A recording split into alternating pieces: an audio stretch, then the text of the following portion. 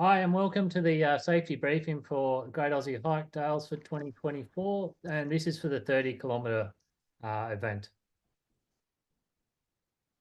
The Great Aussie Hike acknowledges the traditional owners of country throughout Australia and recognise their continuing connection to land, waters and culture. We pay our respects to their elders past, present and emerging, especially the peoples of the Dja Dja Wurrung, who are the traditional custodians of the land on which we will walk on. And we would like to we'd like to begin by thanking you for being part of the Great Aussie Hike program and challenge. Please remember that we are running an event in the Great Australian Bush and rely on many volunteers or volunteer services. So everything is subject to change before the event. We'd also like to thank all our event partners who provide lots of products we can give away, discount codes and support for all our participants. We appreciate you all jumping on tonight, so we want to keep things moving. We therefore have a smaller panel than our usual info sessions to ensure that we get through quickly. Anna is our fastest talker, so she's going to run through the bulk of the information. Tony, who will be the Event Control Centre Coordinator at the challenge and overseeing the safety of our teams over the 2 days, is here as well. Tony will jump on in and out as needed. Hello, everybody. I hope you're doing really, really well and looking forward to tonight's little talk and giving you a whole bunch of information about what's happening in 2 weeks. And hello, Tony. Thanks. I'll be here answering all of your questions, so just pop them in the chat and I'll jump in as required. We'll also do an extensive Q&A at the end, so just jot something down if we've run over it too fast. And I'm going to hand you over to Anna so she can get this party started. Good evening, everyone. Let's begin with my favourite quote that sums up getting ready for the Great Aussie Hike. Failing to prepare is preparing to fail. If there's one piece of advice you take from tonight and everything else we've given you in the lead up, is that your success and experience throughout the challenge will be largely determined by your preparation. Make sure that you use the resources that have been provided, such as the online info sessions and the participant info guide. Make sure you join the Facebook community group and ask past participants questions. Send us an email and also use the checklists that have been provided. As we have a lot to get through tonight, we won't be going over the topics covered in earlier info sessions. These are available to watch on YouTube and the links are available in your participant info guide. Luke speaks at length regarding the course in both of these sessions. The allied health advice in the How to Prepare for Challenge Day session is absolutely brilliant and well worth your time to watch. We will also hang around after the briefing has concluded and can speak on these topics when those who have already viewed the information have had a chance to sign off. One thing we really struggle with is when we hear or read in emails the comment, "I'm only doing the 30 kilometres. We appreciate that the Great Aussie Hike this year does have distances of 50, 80 and 100 kilometres, but that doesn't diminish the distance that you've chosen to complete. As we have a share the distance option for the longer distance, some of you guys are actually walking 30 kilometres straight, which is harder than what some of these share the distance teams are doing by jumping on a course for a section, having a rest and jumping back on again. So we do take this distance seriously and we need you to as well. The participant info guide, as well as all the information tonight, is specific to the 30-kilometre challenge. So everything read there is relevant. The rules, the compulsory gear, and everything included. So let's get started on a little quick talk about Challenge Day. We're lucky that this region provides the opportunity for a loop course where you start and finish in the same location, making your transport logistics much easier. The 30-kilometre course will be divided into 3 sections of 10, 12 and 8 kilometres each. The course will include bush tracks, dirt roads and paths around the Daylesford township. In between each sections are our wellness stops, which provide you with support along your journey. The course elevation is always of great interest to everybody, but this course is relatively flat, with the sharpest climb at the end of your second section in the Hepburn Regional Park. The climb will be a combination of stairs and track. Just give me one. We'll just hit the mute button there. We always focus on you achieving your own goal. It's not about walking every single kilometre and being distressed as you walk around. If you're struggling, there are places to reduce kilometers or skip the climb. This is not cheating. It's about doing what's best for you and your team and feeling good at the end of the day. The sharp climb we just looked at in the last slide is a loop from Wellness Stop 6 of around 3 kilometers. If you want to skip this, you would simply have a longer rest at the wellness stop and wait for your teammates to return. Or as a team, you can just go straight to the wellness stop and skip the 3 kilometers. Towards the end of the day, it's also when it's getting dark, we'll also have a mini bus providing the option to skip the trek through Doctor's Gully, which is when you come out of your Wellness Stop 6 through Hepburn Regional Park, and it's this gully down through here at the back of Hepburn Springs. When you leave the Hepburn Regional Park, there's quite a major road to cross here, and that's where we'll have significant traffic management to make your passage safe. But that's where there's also bus stops, and that's where you can stop and wait and for us to come and collect you. And we'll bring those teams back down here so that they can jump on course, still be able to walk around Lake Daylesford and get to the finish line. Again, if you're not feeling up to it, you don't need to go down into this gully in the dark. There's only one condition we have with all these little loops around, and that's it. If you have popped off the course for a bit, even if you've rested at another time, you still need to come and meet your teammates at the entry of Victoria Park, right here, with 500 metres to go. We want you to walk those last steps to finish together. Again, it's not about how far you've walked, it's about achieving something, and you deserve to go through that finish arch and celebrate like everybody else. There are other activities happening at Victoria Park on April 27. The largest of these will be the home football games between Daylesford and Ballan that will start at 8:30 in the morning and finish about 6 o'clock that night. It is important that we only use the space we have been allocated by the council and not infringe on anything else occurring in the precinct. There is enough parking in our area for each team to bring one vehicle. Obviously, larger teams are permitted more based on their team numbers. So if you've got 10 team members, you're allowed enough car spaces to have your 10 team members. But we can't have a team of 3 bringing in 3 individual cars. It does mean that you need to carpool. If you're meeting your teammates in Daylesford and not travelling together, you just need to find a spot close by where you can park for a day. Again, without impacting the local residents. And then just bring one vehicle into the park, into the site, so that you're close to the finish line, and then just pop back to your car at the end of the day. So at the start line, we want you to plan to arrive around 45 to 60 minutes before your start time that will be emailed to you tomorrow. Go straight to the breakfast station. There's bacon and egg rolls, muesli and yogurt cups, fruit salad, and a coffee or tea hot drink trailer to make sure you're fueled for the long day of walking ahead. We don't want anyone going out on an empty stomach. We recommend going and eating first so that you've got some time to digest your breakfast before hitting the course. After breakfast, grab both your personal and team compulsory gear out of your pack and go to the gear check station. All team members will need to complete this step together. You won't get a pass until everyone walking that day has a tick of approval from the gear check team. Once you're through there, you'll receive your race bibs and your team radio. Make sure you use the remaining time to get a team photo, especially after you got those race bibs on. Use the toilets and join one of the warm-up sessions we'll be running. Your start time has also been printed on your race bib, so you'll know what time to go and line up and head out onto course.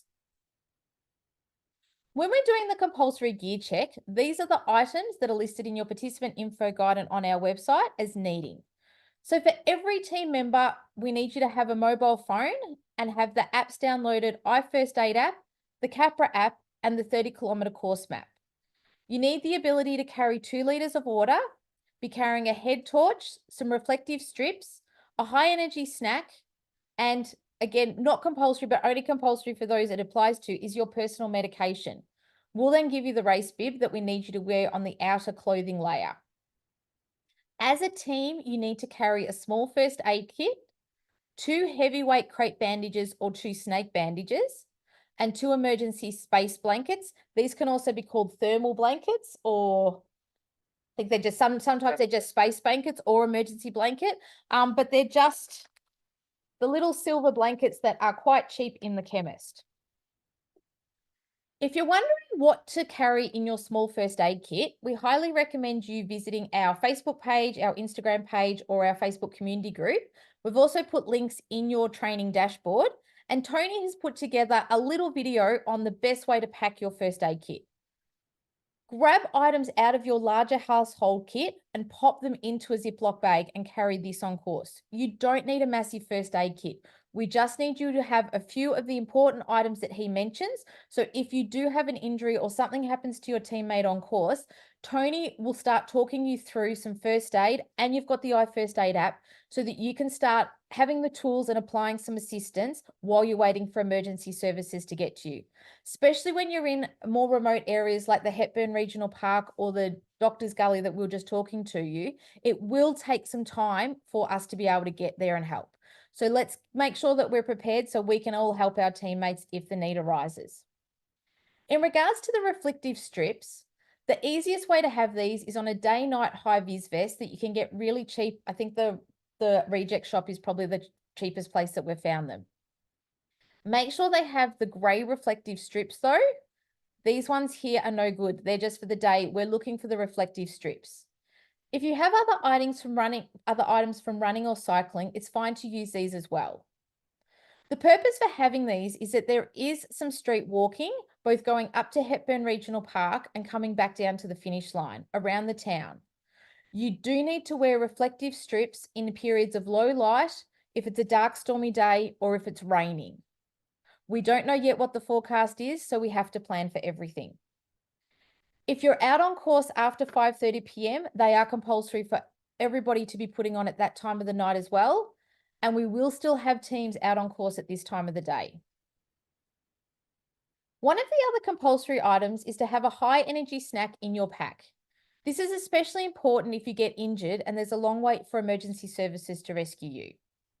If you don't want to carry something yourself, Rome have actually ticked this one off the list for you.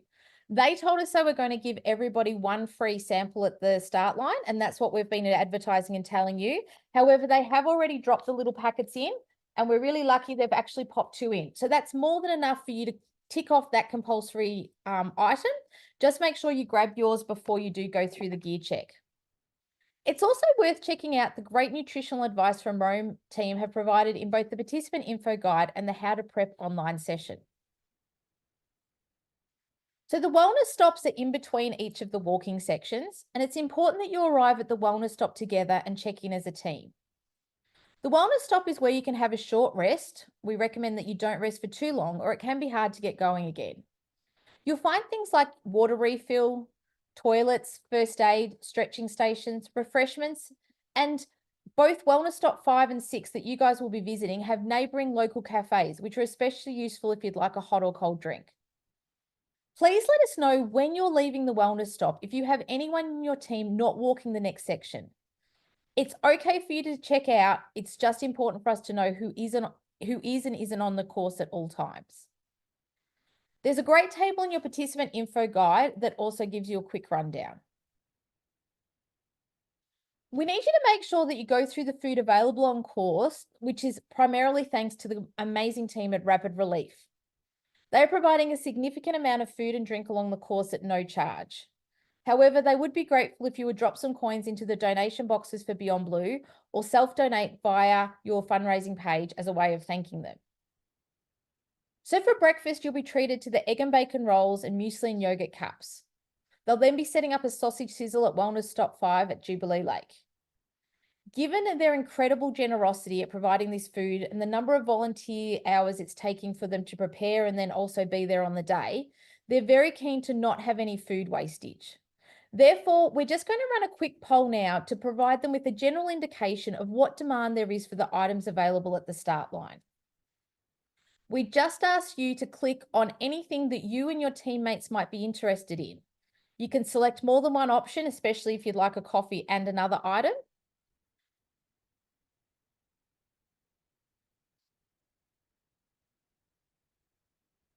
Luke and I have got a bet going on as to what's going to be more popular, the egg and bacon rolls or the muesli and yogurt cups. Looks a They're pretty dead man at the minute.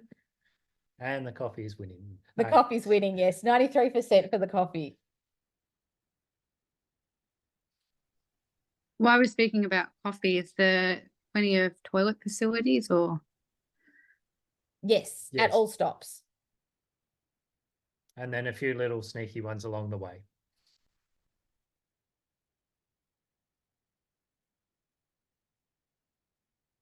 We've got a few last minute people coming through. We'll say that's most of them. Thank you so much, guys. That's really, really helpful. It looks like they're going to be very busy cooking lots of food at the start line.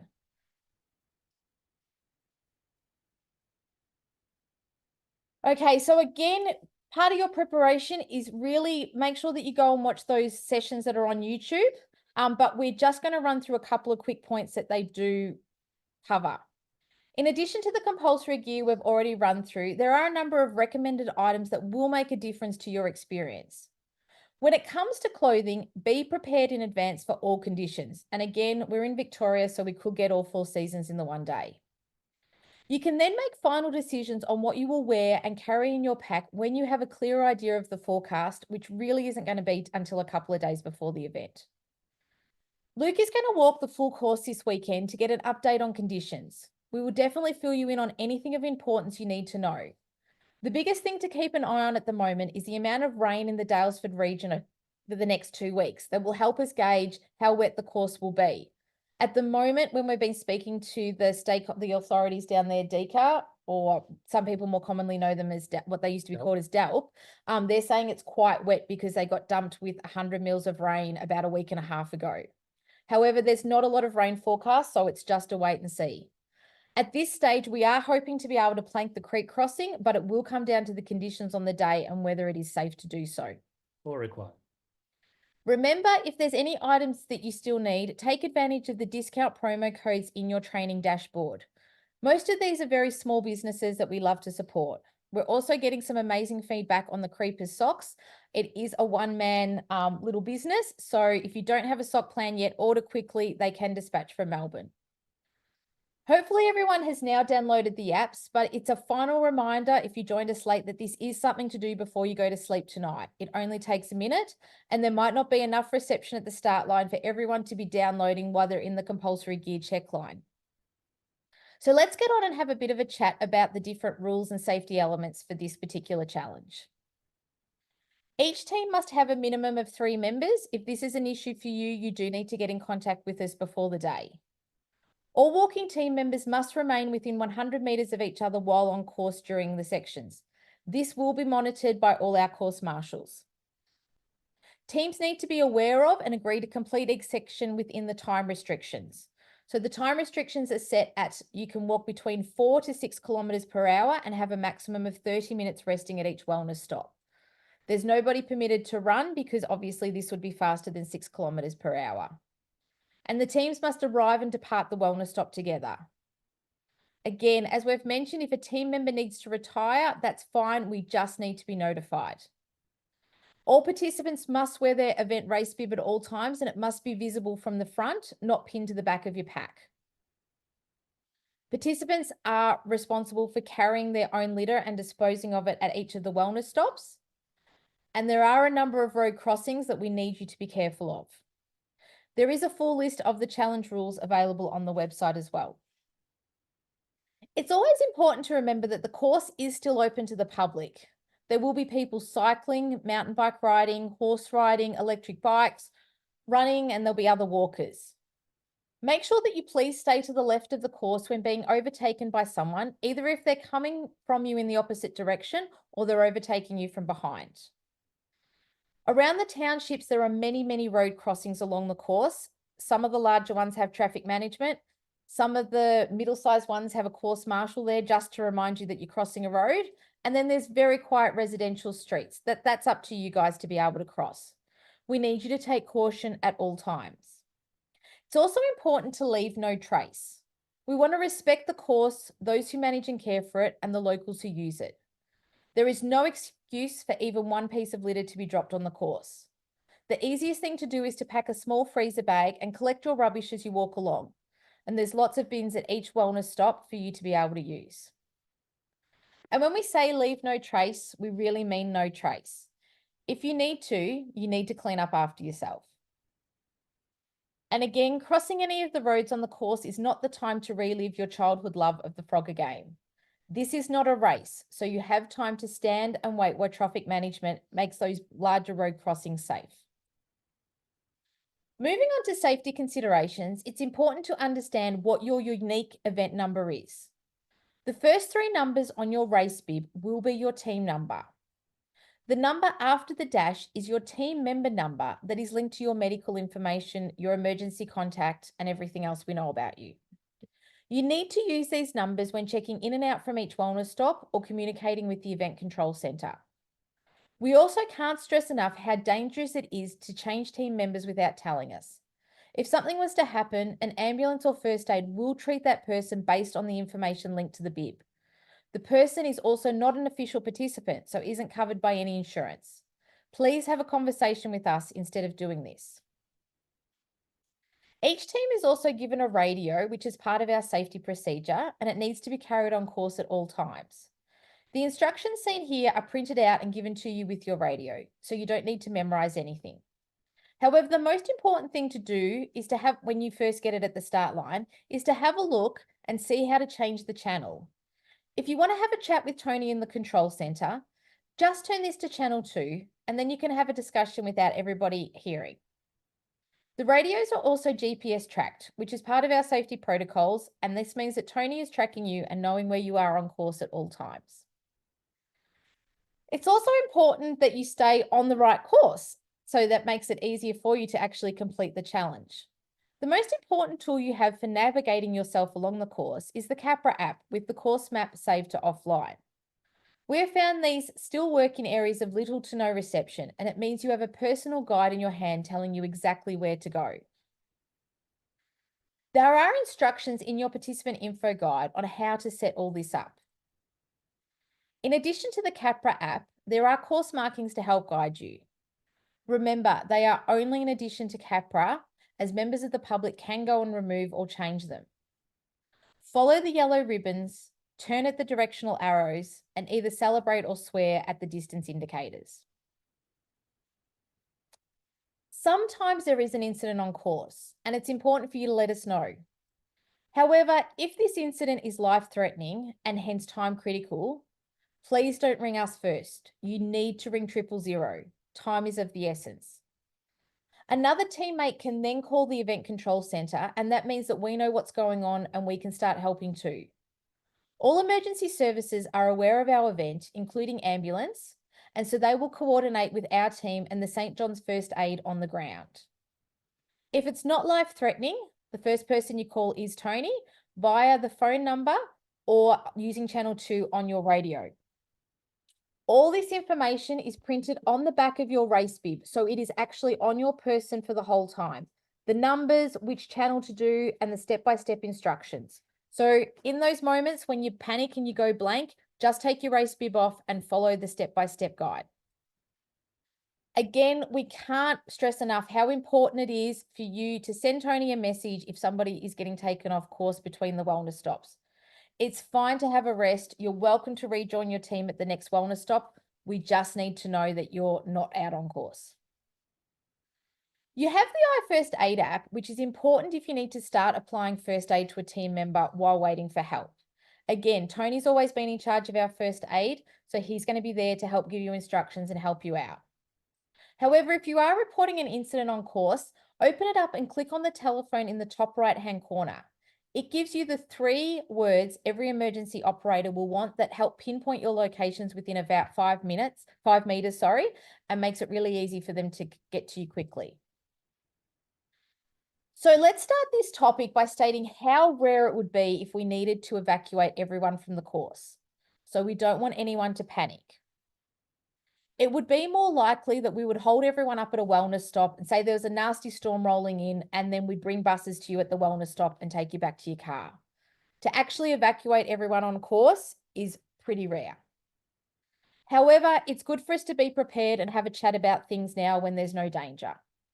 If we do have to evacuate, instructions will come through channel 1 on the radio. This is our broadcast channel. We will also send you an SMS, and we've got emails drafted. We just hit send on everything, so there's every way of you getting the information. We have the local bus company on standby should we need them. We will then send buses to predetermined locations around the course. These locations do depend on how far through the challenge we are, what sections are open, and where the bulk of the participants are. What we need you to do firstly is not panic. Stop walking for a moment, take a deep breath, and know it's going to be okay. You then open your Capra app and get a clear understanding of your location. As the bus locations are sent through, you can then work out if it is best for you to continue walking forward along the course to jump on a bus, or it may be closer for you to turn around and go backwards a little bit and then find a bus there. The buses will return you to the start and finish precinct. We will also have further information and your vehicle will also be located.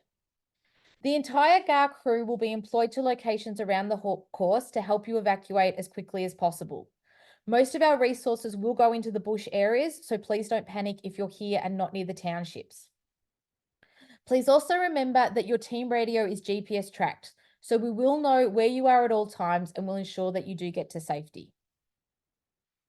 Now you're taking on a 30-kilometre challenge, so it's important for you to take into consideration how to stay healthy while out on course. Again, lots of resources available for you to use, so make sure that you use them. But just to reiterate a couple of the key points, you need to focus on your hydration while you're out there. You're going to be out there for 6, 7, 8, 9 hours. You need to make sure that even if you're not thirsty, you're taking a sip of water every 30 to 40 minutes. And when you're at the wellness stops, make sure that you are checking your urine colour to see if you are getting dehydrated. We also love if you have a blister prevention plan. This is without doubt the biggest issue that we see for all distance. And yes, there are historically 30-kilometre participants who have ended up with blisters. This is usually the result of not preparing, ignoring hotspots, or wearing brand new shoes. Please don't do any of those. Look through all the information that has been provided. There is a lot. There's a great interview with a podiatrist, Steve, who gives you some great hints and tips, and then use them. Our wellness stops are designed to keep you well along the journey. That's how they came up with their name. So utilize them to stay healthy on course. Most importantly, ask for advice or seek treatment when issues are small, or as we like to call them, a hotspot. There's first aid and allied health at both of the wellness stops you will be going to, so please reach out. There's no silly questions.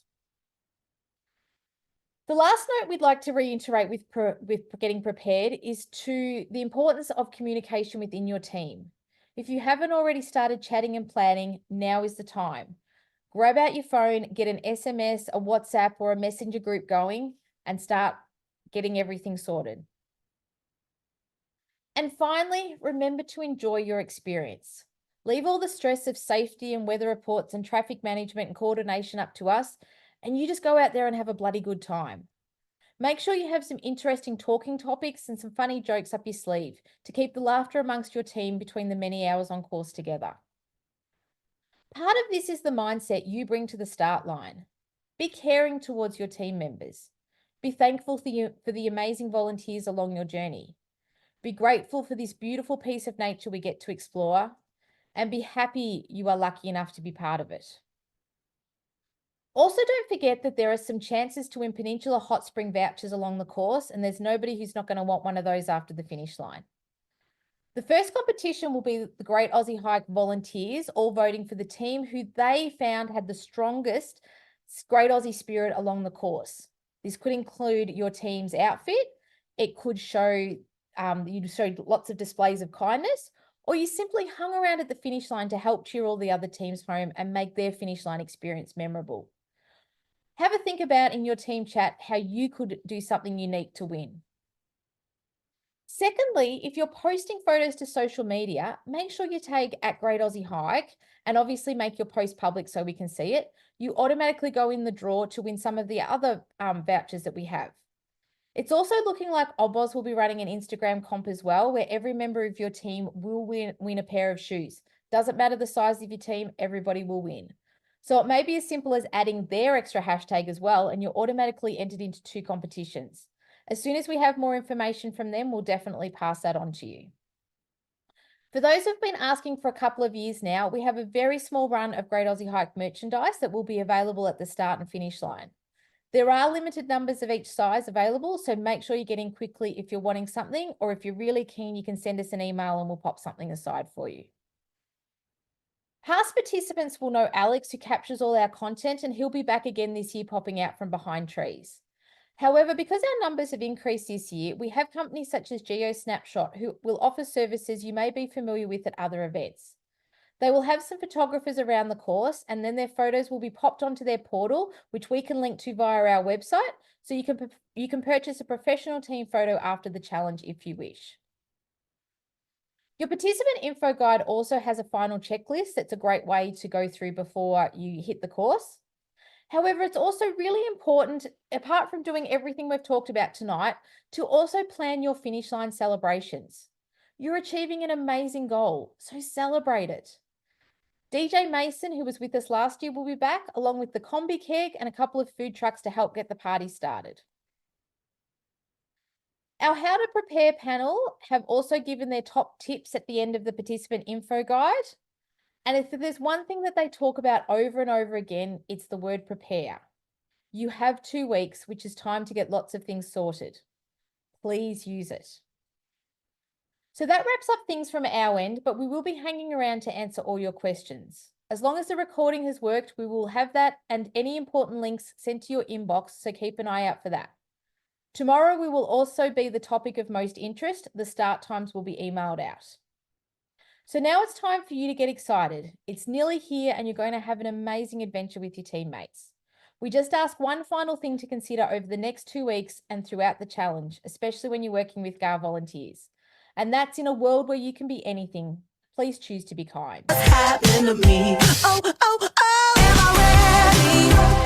Ain't no doubt. Am I ready? What you talking about? Am I ready? You can figure it out. To be loved, to be loved. Am I ready? You can serve it now. 'Cause I want it. That's what I'm talking about. Am I ready? You can figure it out. To be loved, to be loved.